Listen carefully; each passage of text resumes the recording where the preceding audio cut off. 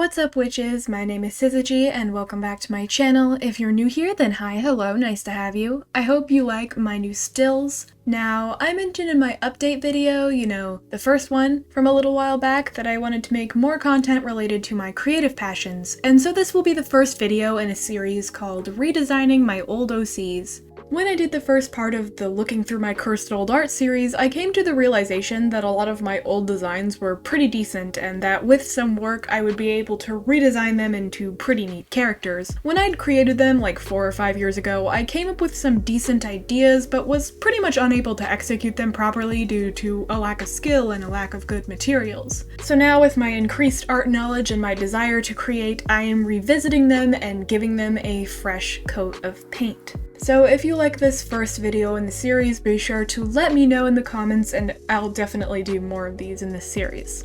Also, something pretty cool that I decided to do was to put each character up for adoption after I redesigned them. You see, I thought that it would be kind of a cool idea to touch up some old characters, not just for myself, but for other people who would like them. The idea of people adopting up some of my old work and inserting their own flair into it makes me really happy, honestly. So after this video goes up, there will be an auction for the redesigned character up on Twitter. I will have pinned the tweet, but I'll still link it in the description of this video and also in the pinned comment if you're an interested buyer. The base price to kick off the bidding will be 35 USD, and after the first person places their bid, there will be up to a whole week that others can bid higher and higher. The price is going to max out at 200 USD, so if you want to just insta-buy the design, feel free to place your bid at 200. As a note, you're not just buying the rights to the design, but also to the reference photo as well. So if you end up buying the character, you are free to use the art that I make in this video and also future redesign videos for anything that you'd like as long as you purchase the characters for them. With all of that out of the way, of course, I had to start my quest to redesign with the main character of the story that all of these original characters are from. And that character is Kasaki Shishoki. Let's get right into the speed paint. The first thing that you'll notice is that I decided to go with my more chibi-esque, simpler style for this drawing. I once drew my sister's character Akira, and I adopted a style that was more cutesy and closer to his rather than drawing my more realistic human anatomy. After that, I decided that this kind of style is more appealing for my furry artwork, and it gave me a chance to play with proportions in a way that I probably wouldn't have otherwise if I drew her like I used to. Also, furry, you may be asking yourself? Yes, I decided to stick with the original concept. I initially considered redesigning all of these characters as humans, as back when I was still actively using them, I was already redesigning them back then as well, as humans. However, I felt that it would be more visually appealing and fun to stick to the original concept, leaving her as a cat, also a little bit more challenging for me as well. I decided to leave the cat proportions relatively the same, drawing her with the same style of tail and ears that I did when I first created her. An interesting factoid about her actually is that I first created her as a human, interestingly enough. 7th grade year, probably in late 2017 I want to say, I drew a random anime girl for a one-off gore piece. I just kind of wanted to draw some edgy lady cutting out her own eye with medical scissors because I was an edgy child, so I did. After creating this piece, I decided that I liked her design so much that I wanted to create her as a character. I think I initially named her something like Kasaki Shishoki because I was a huge weeb at the time, but I later changed her name to Kasaki or Saki for short because it had a nicer ring to it than Kosaki. Here is the first time that I ever drew her. As you can see, I shaded with black as a kid, like some sort of freak or something. The next thing that you'll notice is that I totally drew school scissors for cutting paper and not medical scissors because small brain, I guess. She ended up being a furry later because my now ex-partner was a furry themselves and encouraged me to make furry characters at the time. Being that I'd never dabbled in drawing furries much since my warriors phase, those characters being quadrupeds and not really furries to be honest, I figured that it'd be kind of fun to try my hand at making furry characters. And so Kasaki Shishoki was born. As a note for when she was first created, she was actually meant to be like this cannibalistic zombie, and this is why in some of my later pieces especially you can see her guts all hanging out, and it's also why she looked so raggedy clothing and appearance-wise. Here, I considered keeping her as a zombie, but as I progressed through her design, I thought I would just simply make her scarred and bandaged up, as to leave whether she's undead up to audience interpretation. I also, of course, kept her classic missing eye, because it was a really big part of her design and I just couldn't imagine parting with it. As much as I was looking to change things, I did want to stick relatively close to a lot of the themes that made her recognizable, you know? I struggled for a little bit on face shape and her hair and such, as it was a bit difficult for me to suddenly return to drawing non-human faces, but I eventually managed to make it look how I wanted it to. I also decided to do her face, most notably her eyes, in the same style that I currently use for my characters to this day, so I wasn't completely breaking away from my usual style. I kind of wanted to insert some of my current personality and style into my old work, almost cleaning it up and making it more me currently, you know? As I've seen people do with many furry characters, I also decided to do both a version of her with clothing and without clothing, so that her fur patterns, bandages, and scars were all clear, as well as what kind of clothing she wore. Moving on to the actual clothing itself, this is probably where the biggest departure from her initial design came. The original Kasaki was dressed in a sort of like lab coat thing, with one of those sailor scarves and a tie. She wore long black pants and purple high-heeled boots.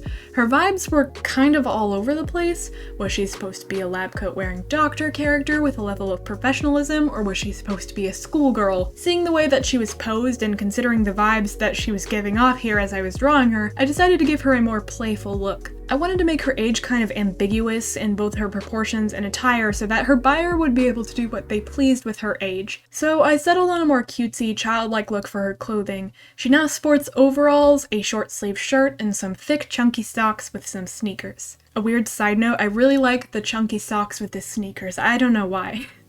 I think it gives her a real playful, sort of rascally vibe, like you can kind of feel how spunky she is just by looking at her. Also, as an extra side note, I think that redesigning her outfit to look more cutesy kind of fits my more Lolita gothic style that I usually present nowadays. I also like how her now sort of rascally vibe could hint at her wounds being from being irresponsible or getting into scrapes while being playful and fearless. It gives the buyer some leeway as to whether or not they want to stick to the zombie theme or expand from it, and I like that.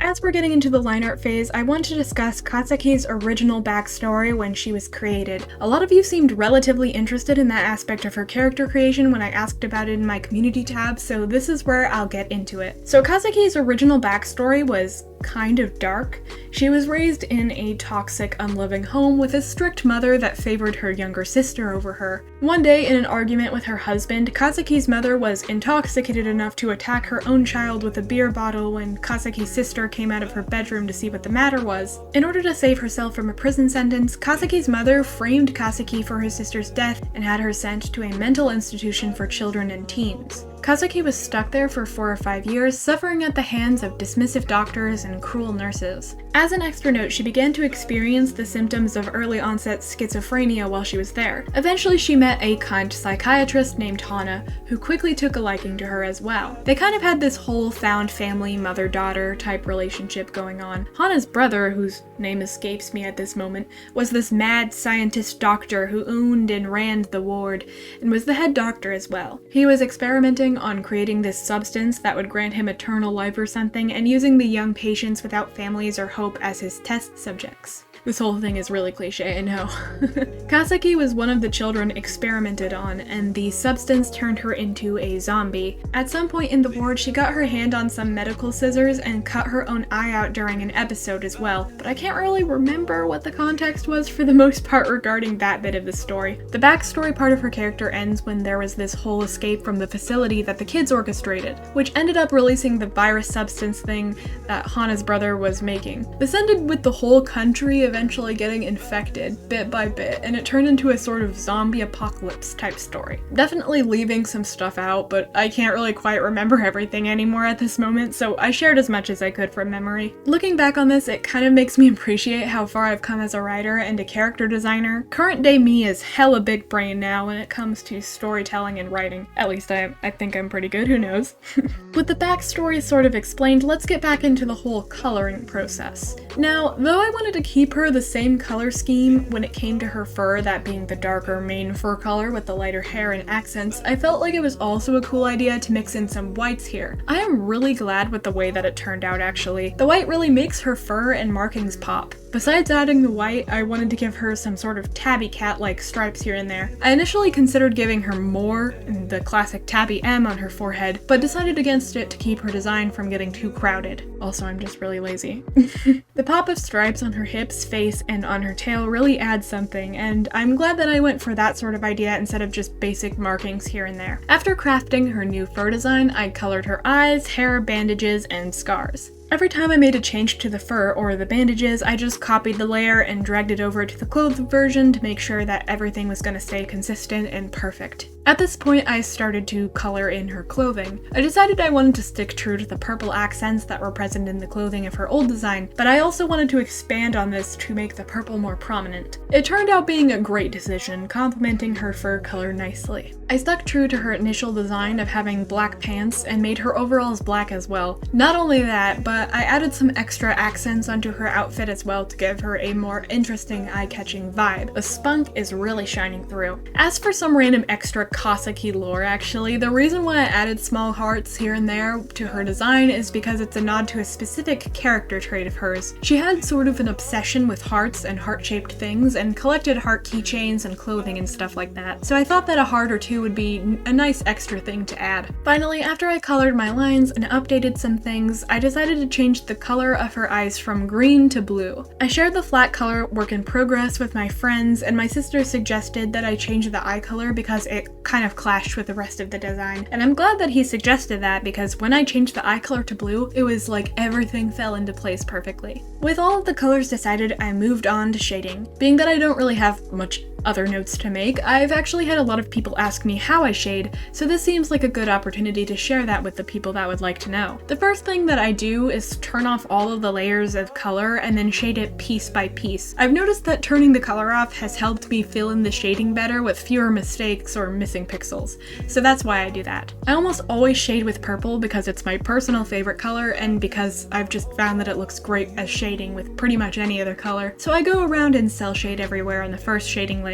Don't forget to set the shading layer to the multiply setting, by the way. After everything looks good, I duplicate the shading layer and then go around and erase the edges of the second shading layer with either the watercolor brush on transparent or the airbrush on transparent. The one that I use the most often nowadays is the transparent watercolor brush. After I'm done, I play with the opacity of both of the shading layers until I get a result that I like, and voila, the shading is finished. I hope that was helpful to any of you who are interested in how I do it.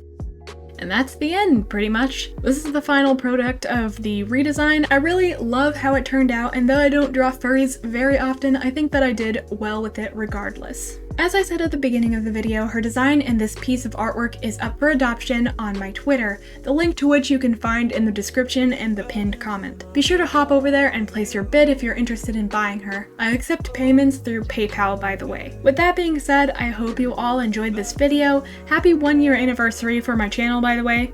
Ain't that awesome? If you want to see more of my art, writing, crackhead rambles, or not safe for work art, if you're 18 plus for that last one, the link to my card is in the description and you can find all of my socials there if you're interested in following me. If you liked this video, feel free to rate and subscribe if you feel so inclined. I hope you have a nice rest of your day, and don't forget, stay magical.